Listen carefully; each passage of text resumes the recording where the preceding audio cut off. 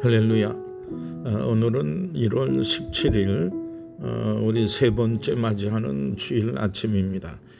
오늘 말씀은 마태복음 3장 11절에서 17절의 말씀이고 제목은 모든 의를 이루는 겸손과 순종이라고 하는 제목으로 말씀드리고자 합니다.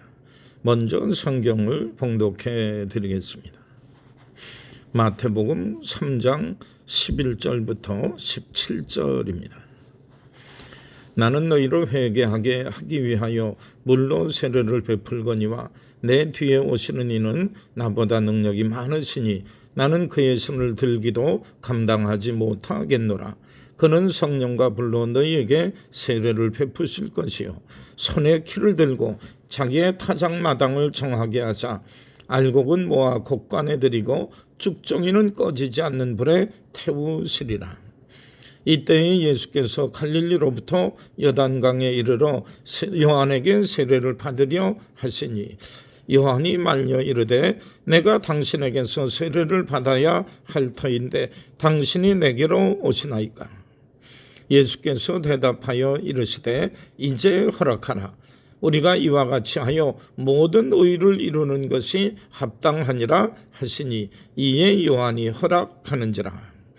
예수께서 세례를 받으시고 곧 물에서 올라오실새 하늘이 열리고 하나님의 성령이 비둘기같이 내려 자기 위에 임하심을 보시더니 하늘로부터 소리가 있어 말씀하시되 이는 내 사랑하는 아들이요 내 기뻐하는 자라 하시니라. 아멘. 오늘 말씀의 중요한 내용은 공생애를 시작하는 예수님의 대관식 장면입니다. 휘황찬란한 왕 즉위식은 없고 조용했지만 이 땅에서의 가장 위대하고 영향력 있는 사건이 여기서 일어난 것입니다. 그 예식은 세례 예식을 통해 일어났으며 예수님은 죄 용서의 세례가 아니라 하나님께로부터 보냄받은 메시아 즉 왕으로서 만방에 당신을 드러내 활동하시는 지금을 받는 예식에 참여하신 것입니다. 하나님께서 주신 왕관은 금으로 된 것이 아니라 비둘기같이 내려 임하신 성령이시며 이때 하나님께서는 이는 내 사랑하는 아들이요 내 기뻐하는 자라 말씀하심으로써 하나님 나라의 왕으로서의 활동을 개시하게 되었던 것입니다. 먼저 세례 요한의 예수님에 대한 소개 그리고 예수님께서 세례받은 사건은 예수님께서 어떤 분이신지를 우리에게 잘 보여주고 있습니다. 세례 요한은 예수님을 이렇게 소개합니다. 나는 감히 비교조차 될 수 없는 큰 능력을 가지신 분이며 나는 회개를 위하여 물로 세례를 베푸나 예수님은 성령과 불로 세례를 베푸시는 분이라는 것입니다. 물로 세례받는 것이 회개와 믿음의 결단을 인정하는 것이라고 하면 성령과 불의 세례는 온전한 속죄를 이루고 하나님 나라의 백성 되었음을 인정하는 예식입니다. 예수님의 세례는 하나님의 백성으로 인쳐주시는 세례인 것에 비해 자신이 베푸는 세례는 단지 주님 앞에 나가게 하는 회개 세례에 불과하다는 것입니다. 그러니 자신은 온전하신 분이 오시는 길을 예비하는 사람일 뿐이라고 세례 요한은 겸손히 증거하고 있습니다. 이어서 예수님으로 인해 알곡과 쭉정이가 나뉘어진다고 세례 요한은 말하고 있습니다.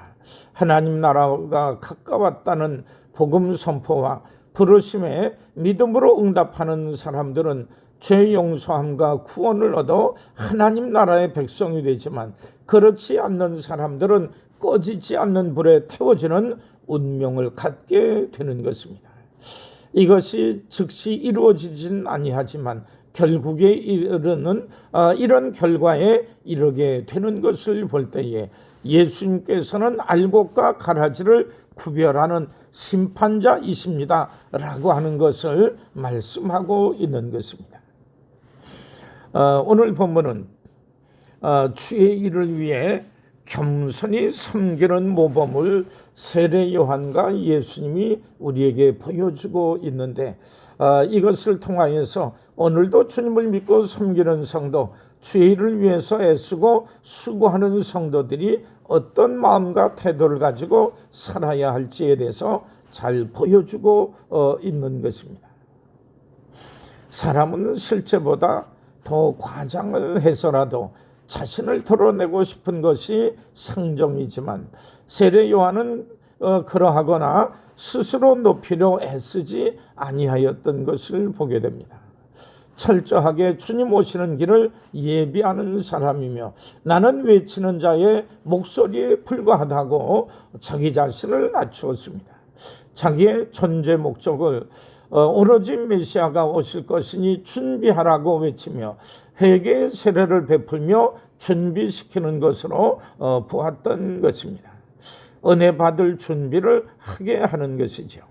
처음에는 예수님께 세례 베풀기를 거절했으나 예수님의 요청에 의해 마지 못하여 세례를 베풀 때에 성령이 비둘기처럼 내려오며 하나님의 음성이 들려지는 이 놀라운 역사를 만나게 되었던 것입니다.